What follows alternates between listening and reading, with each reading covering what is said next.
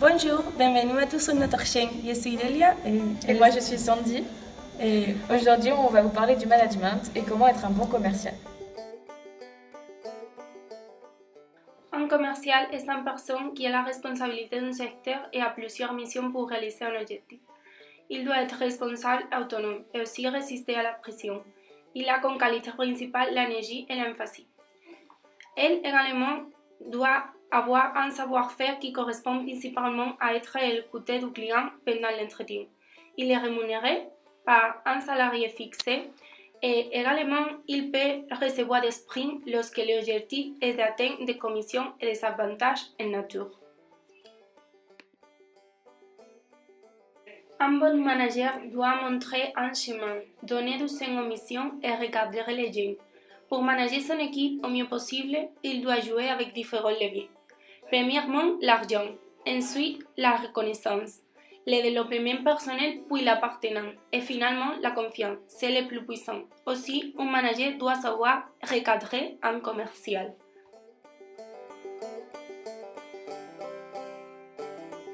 Le manager doit savoir, pour chaque commercial, quelles vont être ses compétences, son degré d'autonomie et la motivation de l'équipe.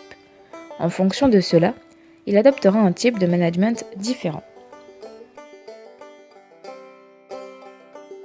Il existe 4 types de management. Le premier est le management directif. Il est basé sur une communication faible. Le manager va prendre ses décisions seul et les imposer strictement et fermement. Le commercial ne pourra pas donner son avis et n'aura aucun pouvoir décisionnel. En un mot, c'est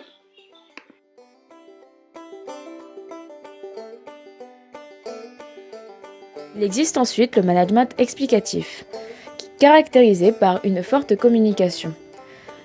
L'équipe est autonome. Le manager se base sur leur avis pour prendre des décisions. en un mot, c'est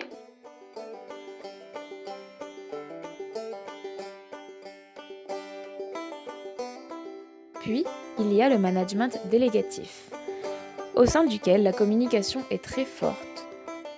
Le manager prend ses décisions en consultant son équipe, qui est donc impliquée et responsabilisée. en un mot, c'est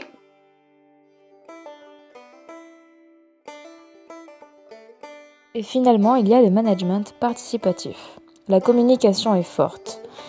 C'est basé sur une relation de confiance. Le manager prend les décisions en consultant son équipe. en un mot, c'est Ainsi, le manager décidera en fonction de l'employé quel type de management utiliser. Par exemple, si l'employé vient de commencer, qui n'a pas beaucoup de compétences et d'autonomie et d'expérience, il aura donc besoin de direction. Le management directif sera donc le plus adapté.